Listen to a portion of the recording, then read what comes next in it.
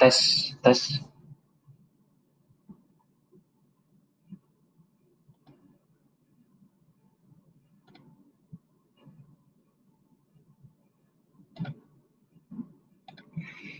Bismillahirrahmanirrahim. Assalamualaikum warahmatullahi wabarakatuh. Innal hamdalillah nahmaduhu wa nasta'inuhu wa nastaghfiruh wa na'udzu billahi min shururi anfusina wa min sayyiati a'malina. May yahdihillahu fala mudilla lahu wa may yudlil fala hadiya lahu. Asyhadu an la ilaha illallah wahdahu la syarika lahu wa asyhadu anna Muhammadan 'abduhu wa rasuluh. Allahumma shalli wa sallim ala nabiyyina Muhammad wa ala alihi wa sahbihi ajma'in. Amma ba'd. Thalib wa talibah International Open University rahimakumullah, dan para pemirsa maupun para pengunjung di fanpage Facebook IOU Indonesia rahimakumullah. Alhamdulillah, pada kesempatan sore kali ini kita dapat bermuwajahah, bertatap muka, walaupun dalam kondisi virtual, dalam keadaan berpuasa di bulan suci Ramadan yang mulia ini. Semoga amal ibadah kita hari ini, hari kemarin, dan hari-hari selanjutnya diterima oleh Allah Subhanahu wa Ta'ala.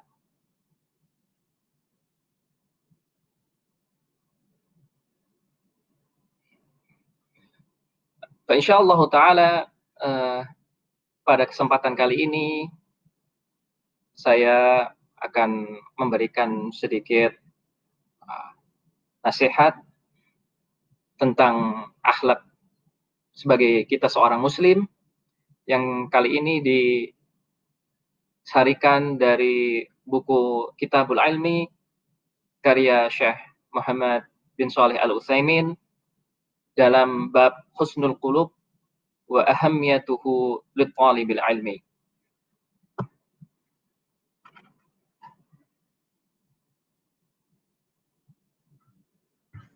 Sebelumnya, bagaimana berpuasa pada hari ini? Kita sudah berpuasa ke hari ke-13 ya, alhamdulillah. Bagaimana tilawah antum? Sudah sampai berapa juz? Apakah ada peningkatan dibandingkan Ramadan sebelumnya? Mari kita introspeksi diri sama-sama. Semoga Ramadan kali ini menjadi lebih baik daripada Ramadan sebelumnya.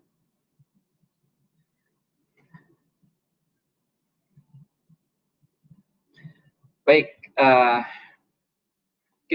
kali ini kita insya Allah akan berbicara tentang akhlak. Ya. Akhlak ini merupakan suatu hal yang umum yang dibahas oleh para ulama dalam berbagai macam kesempatan.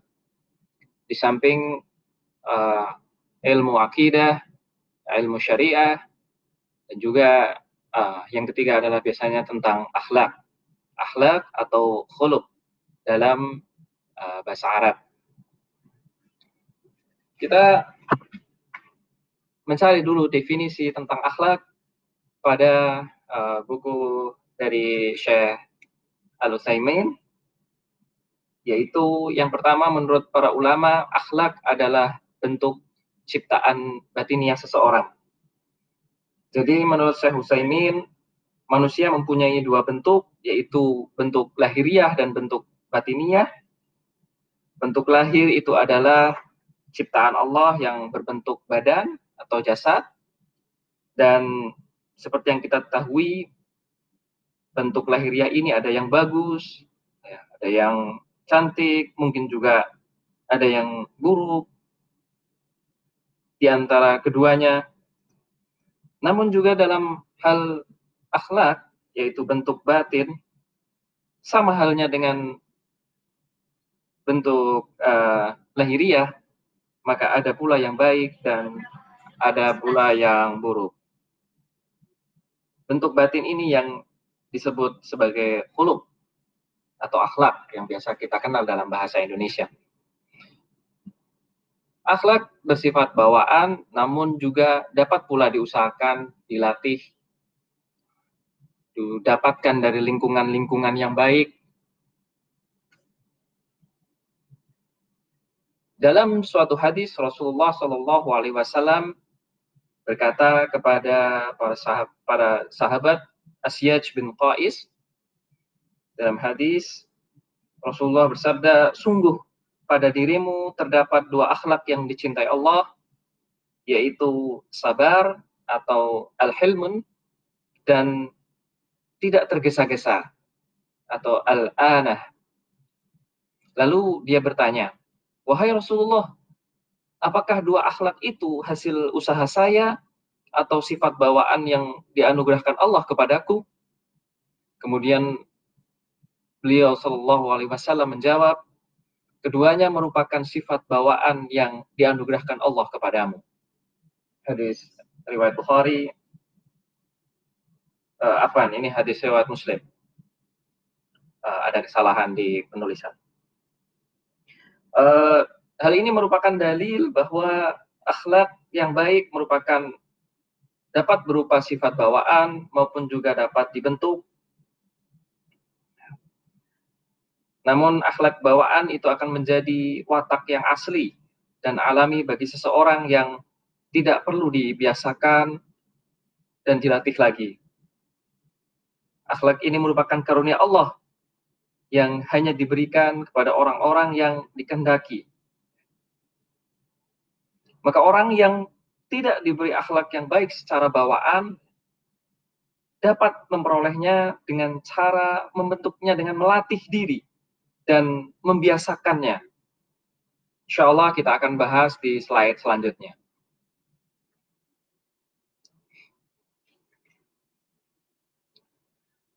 Hadirin hadirat rahimakumullah, banyak hal yang mengatakan bahwa akhlak ini berhubungan dengan manusia, hanya berhubungan dengan muamalah. Tapi kita kadang terlupa bahwa ada yang lebih penting dibandingkan akhlak dalam berhubungan dalam sesama manusia, yaitu akhlak kepada Allah, Sang Pencipta kita, Al-Khaliq. Akhlak yang baik di samping diterapkan dengan hubungan sesama manusia, namun perlu dan sangat penting diterapkan kepada hubungan dengan Al-Khaliq. Ada beberapa hal yang Syekh Utsaimin jelaskan dalam kitabnya, bagaimana cara kita mendapatkan akhlak yang baik kepada Allah Subhanahu wa taala. Yang pertama adalah menerima dan membenarkan berita-berita yang datang dari Allah Subhanahu wa taala. Kemudian yang kedua, menerima, mengamalkan dan menerapkan hukum Allah taala. Dan yang ketiga, menerima takdir Allah dengan sabar dan ridha.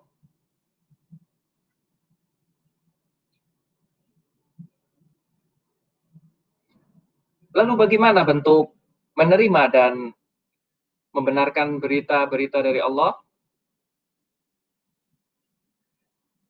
Apabila kita sudah yakin, ya, sebagai seorang mukmin, maka kita harus meyakini, kita harus membela, kita harus memperjuangkan. Tidak boleh ragu dan bimbang atas berita-berita yang datang dari Allah dalam bentuk Al-Quran maupun Al-Hadis, yaitu sunnah Rasulullah Shallallahu Alaihi Wasallam. Karena sunnah Rasulullah Shallallahu Alaihi Wasallam itu merupakan juga wahyu dari Allah.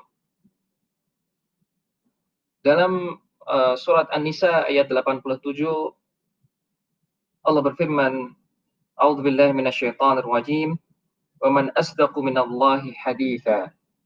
Yang artinya, dan siapakah yang lebih benar ucapannya daripada Allah? Sekali lagi bahwa berita-berita dari Allah, baik dari di Al-Quran maupun hadis, mengharuskan seseorang untuk meyakini, membela, tidak meragukan sedikit pun sehingga dia akan mampu menolak segala syubhat yang dilontarkan oleh orang-orang yang membenci, baik membenci Al-Quran maupun membenci sunnah Rasulullah. Kita juga harus menerima dan meyakini dengan sepenuh hati bahwa yang diucapkan oleh Nabi Shallallahu Alaihi Wasallam adalah benar dan jujur adanya. Syekh Utsaimin rahimahullah memberikan contoh bahwa dalam suatu hadis di Sahih Al-Bukhari bahwa Nabi bersabda tentang lalat. Mungkin antum semua sudah pernah mendengar tentang hadis bahwa jika ada lalat yang tercebur ke dalam minuman salah seorang di antara kalian, maka benamkan lalat tersebut, lalu angkatlah, karena pada salah satu sayapnya terdapat penyakit dan pada sayap yang lain terdapat obatnya. Tentu ini adalah berita yang gaib.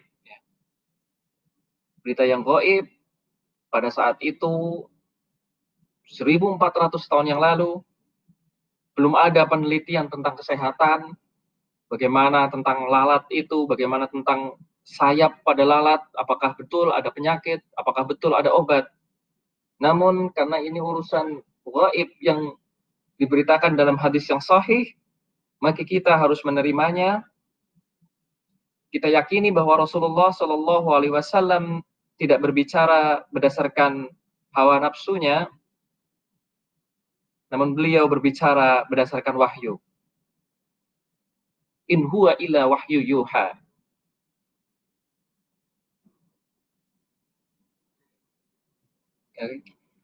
Kemudian Allah Subhanahu wa taala berfirman dalam surat Al-An'am ayat 50, A'udzubillahi minasyaitonir rajim.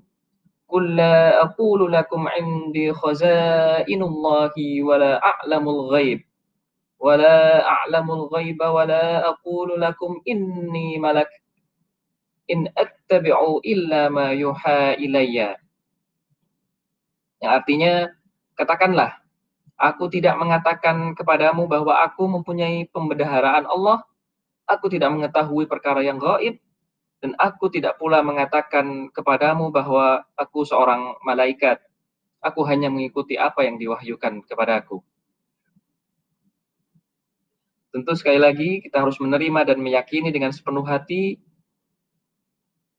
bahwa dalam hadis-hadis Nabi Shallallahu Alaihi Wasallam terdapat berita-berita yang merupakan wahyu dari Allah yang kita yakini benar dan jujur adanya, walaupun mungkin ada orang yang menolaknya, walaupun mungkin tidak masuk di akal kita. Contoh yang lain adalah tentang hari kiamat. Banyak sekali hadis maupun ayat-ayat Al-Quran yang mengenai tanda-tanda hari kiamat. Nabi mengabarkan bahwa di hari kiamat nanti matahari akan didekatkan kepada makhluknya sejarak tertentu, sangatlah dekat.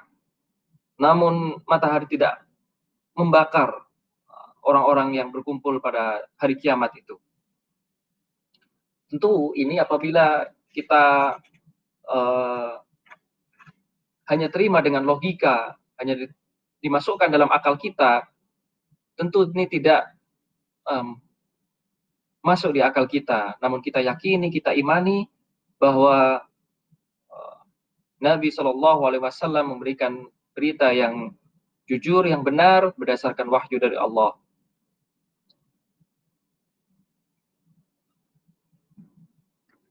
Baik, yang kedua adalah menerima, mengamalkan, dan menerapkan hukum-hukum Allah Ta'ala. Kita wajib menerima hukum Allah sepenuhnya, mengamalkan, dan menerapkannya. Mungkin beberapa terasa berat bagi orang yang masih belajar mungkin dalam hal ibadah, bagaimana beratnya sholat. Sebagian di hadis disebutkan bahwa sholat yang paling berat bagi orang-orang yang munafik adalah sholat isya dan subuh. Namun kita harus menerima dan mengamalkan sepenuhnya. Dalam ibadah yang lain seperti puasa misalnya, walaupun Allah memberikan keringanan-keringanan kepada orang-orang tertentu, misalnya orang sakit, musafir, boleh tidak berpuasa. Namun sebagai orang yang sehat, yang berakal, kita harus mengamalkan dan menerapkannya. Kemudian hal yang lain misalnya haji. Haji merupakan kewajiban bagi setiap muslim, di mana bagi muslim yang mampu, baik mampu secara fisik maupun mampu secara finansial, ekonomi, maka kita harus menerima kewajiban tersebut serta berusaha untuk mengamalkan dan menerapkannya. Kemudian dalam hal muamalah, misalnya menolak riba, di mana saat ini kita di dunia yang ekonomi dijalankan oleh sistem riba kebanyakan, namun kita sebagai seorang muslim, kita harus sepenuh hati menolak riba tersebut. Mari kita sama-sama coba menabung di bank syariah, ya, pindahkan tabungan di bank syariah sehingga kita terbebas dari dosa-dosa riba. Seorang yang mukmin, seorang yang beriman kepada Allah, maka dia akan menerima kewajiban dan kemuliaan tersebut dengan hati yang ikhlas dan jiwa yang besar. Yang ketiga adalah menerima takdir Allah dengan sabar dan ridha. Kita mengetahui bahwa Allah sudah menetapkan takdir kepada makhluknya, baik yang sesuai dengan keinginan makhluknya maupun yang tidak. Namun kita yakini apabila kita mendapatkan takdir Allah yang tidak sesuai dengan keinginan kita, kita yakini bahwa akan ada hikmah dan tujuan yang terpuji dari semua yang Allah kehendaki. Kita ucapkan alhamdulillah ala kulli hal, ya. Kita tetap memuji Allah dalam segala keadaan. Tuyib. Selanjutnya kita juga harus bersabar, ya. Maka yang kita tahu bahwa kita apabila ada yang ditimpa musibah, maka mereka berkata, innalillahi wa inna ilaihi raji'un. Sungguhnya kita milik Allah dan hanya kepada Allah kita akan kembali. Di ayat yang lain Allah berfirman, wa basyiris sabirin, dan berikanlah kabar gembira kepada orang-orang yang bersabar. Berikutnya, ini adalah akhlak kepada manusia. Syekh Utsaimin memberikan contoh 3 bentuk akhlak kepada manusia, walaupun tidak terbatas pada hal-hal tersebut. Akhlak ini ruang lingkupnya luas, ya.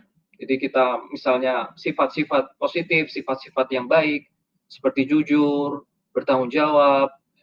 Rasulullah SAW sendiri diriwayatkan dalam hadis dari Aisyah bahwa kana khuluquhul Qur'an, bahwa akhlaknya Rasulullah sendiri adalah Al-Qur'an. Dalam hadis yang lain, dalam hadis Arba'in nomor 27 kalau tidak salah, al-birru husnul khuluq. Kebajikan adalah akhlak yang baik, akhlak yang karimah, akhlak yang mulia. Oke, ini adalah contoh dari yang disebutkan oleh Syekh Utsaimin tentang akhlak kepada manusia. Yang pertama adalah tidak mengganggu orang lain. Apa maksudnya?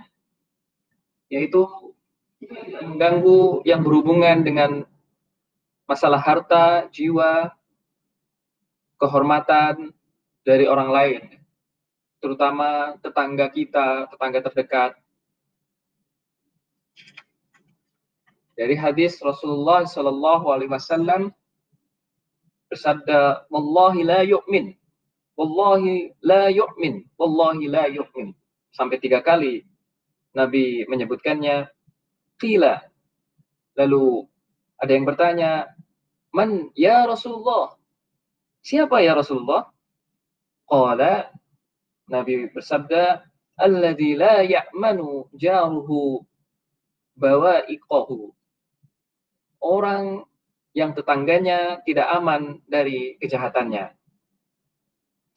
Dalam suatu riwayat di hadis Muslim, la yadkhulul jannata man la ya'manu jaruhu bawa'iqahu. Tidak akan masuk surga orang yang tetangganya tidak merasa aman karena ulah kejahatannya.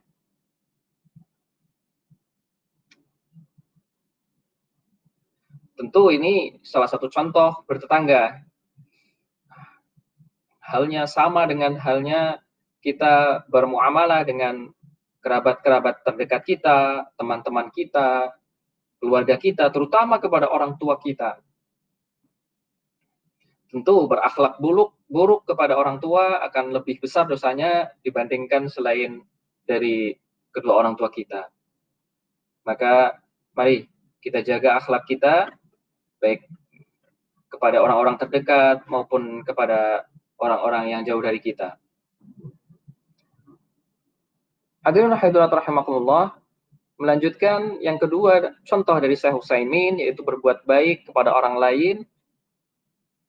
Yang di sini yang dimaksud adalah mulia akhlaknya dan juga dermawan sifatnya, membantu orang lain, menyebarkan ilmu, menginfakkan hartanya kepada umat, maka itu disifati sebagai orang-orang yang berakhlak baik. Dalam Al-Quran surat Al-Imran ayat 134, A'udzubillahi minasyaitonir rajim, alladzina yunfikuna fis sarra'i wad dharra'i wal kadhimina al-ghaidha wal 'afina 'anil nas wallahu yuhibbul muhsinin. Artinya yaitu orang-orang yang menafkahkan hartanya baik di waktu lapang maupun sempit, dan orang-orang yang menahan amarahnya dan memaafkan kesalahan orang lain. Allah menyukai orang-orang yang berbuat kebajikan.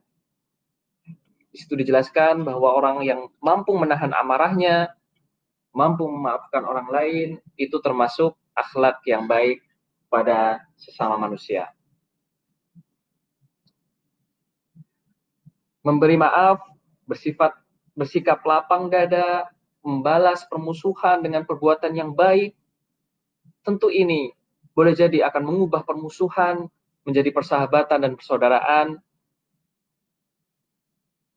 dan juga mungkin akan memberikan hidayah kepada orang yang kita hadapi tadi.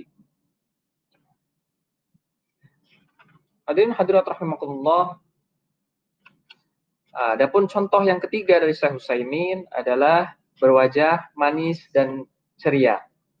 Tentu ini kebalikan dari berwajah sinis dan cemberut ya.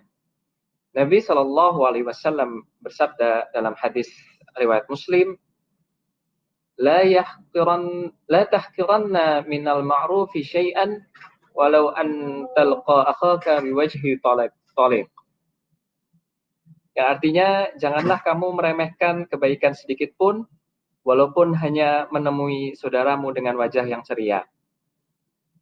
Tentu, apabila kita berwajah yang ceria kepada orang lain, berseri-seri, dapat menumbuhkan rasa senang, rasa sayang, timbul dari hati orang yang menemui atau mendatanginya.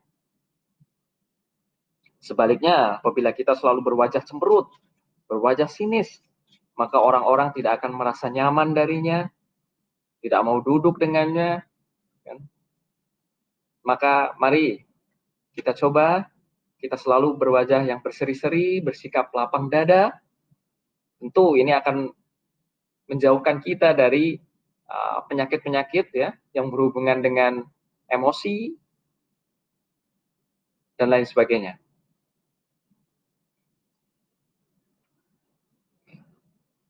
Perlu diketahui bahwa akhlak yang baik adalah pergaulan yang baik terhadap sesama, teman, kerabat, keluarga. Mari kita pergauli teman-teman dekat kita, saudara-saudara kita, keluarga kita dengan baik, memberikan kesenangan kepada mereka sesuai dengan kemampuan diri yang diperbolehkan oleh syariat Allah. Jangan kita melakukan perbuatan kerjasama yang berhubungan dengan kemaksiatan kepada Allah. Tentu memberikan kesenangan kepada keluarga merupakan suatu akhlak yang baik. Karena Nabi Shallallahu Alaihi Wasallam juga bersabda, khairukum la ahlihi wa ana khairukum la ahli. Orang yang paling baik di antara kalian adalah orang yang paling baik di antara kepada keluarganya, dan aku, Rasulullah maksudnya, adalah orang yang paling baik terhadap keluargaku.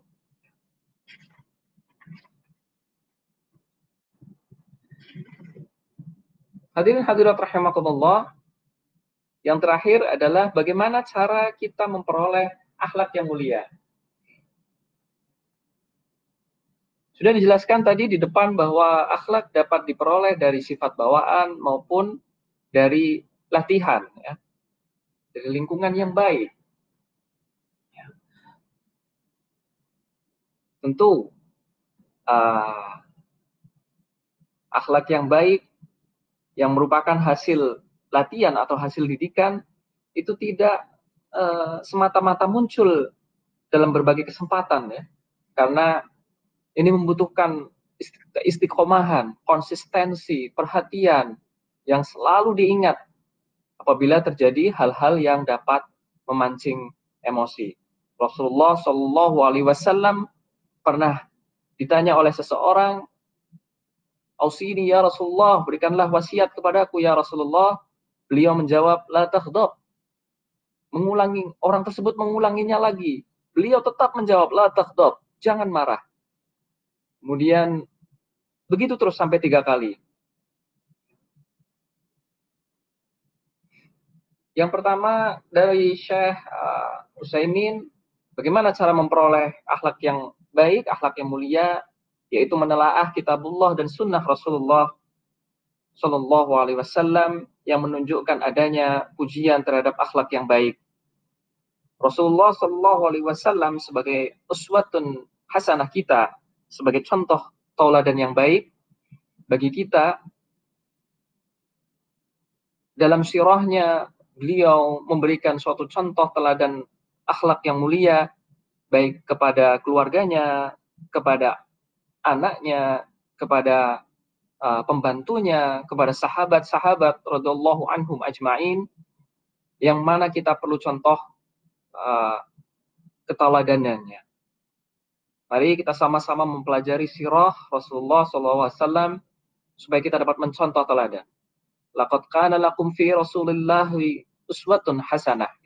Sungguh pada diri Rasulullah Shallallahu Alaihi Wasallam adalah contoh teladan yang baik. Yang kedua adalah bergaul dengan orang-orang yang baik dan saleh. Ini adalah tentang lingkungan.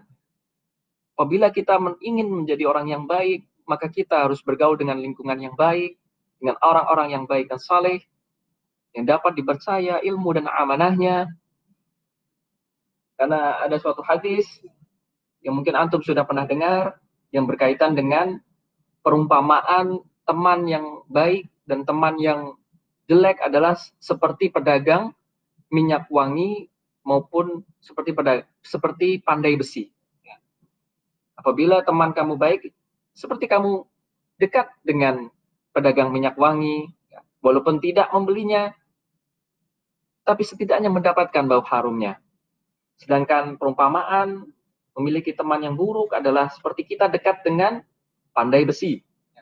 Walaupun kita tidak menyentuhnya, namun setidaknya baju atau badan akan mendapatkan bau yang tidak sedap.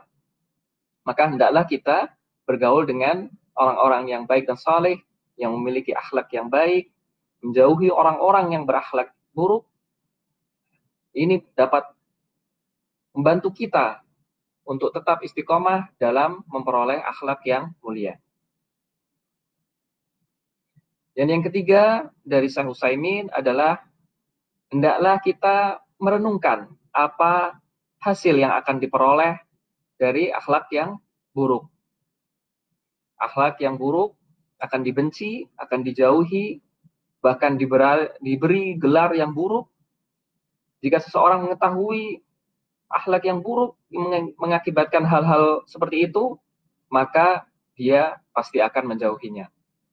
Kita mohon kepada Allah Subhanahu wa taala agar kita termasuk orang-orang yang berpegang teguh pada kitabullah dan sunnah Rasulullah, secara lahir dan batin sampai akhir hayat kita, memperbagus, memperindah akhlak kita.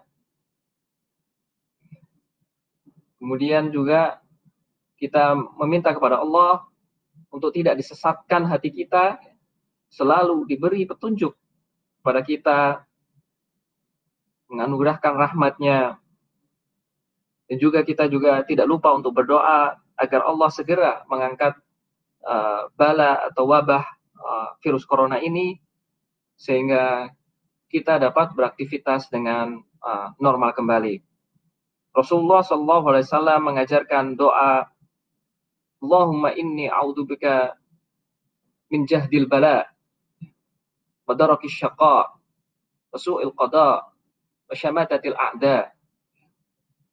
Itu, ya Allah, berikanlah aku berlindung kepadamu atas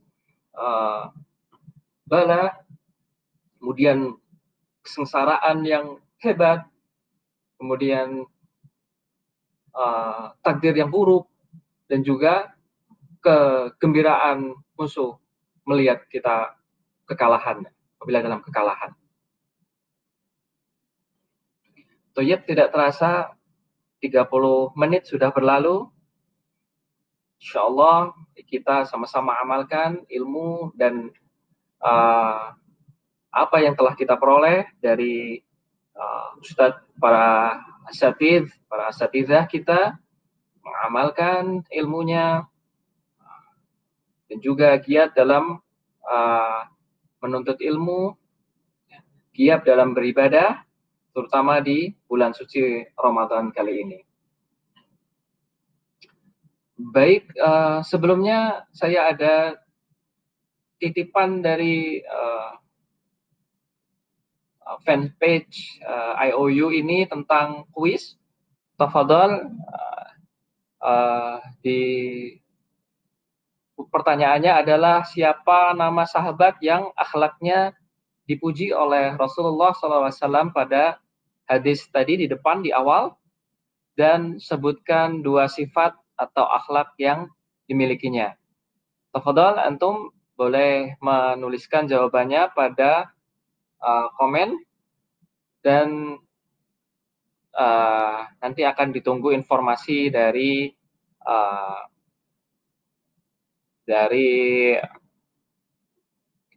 pengurus dari fanpage IOU Facebooknya.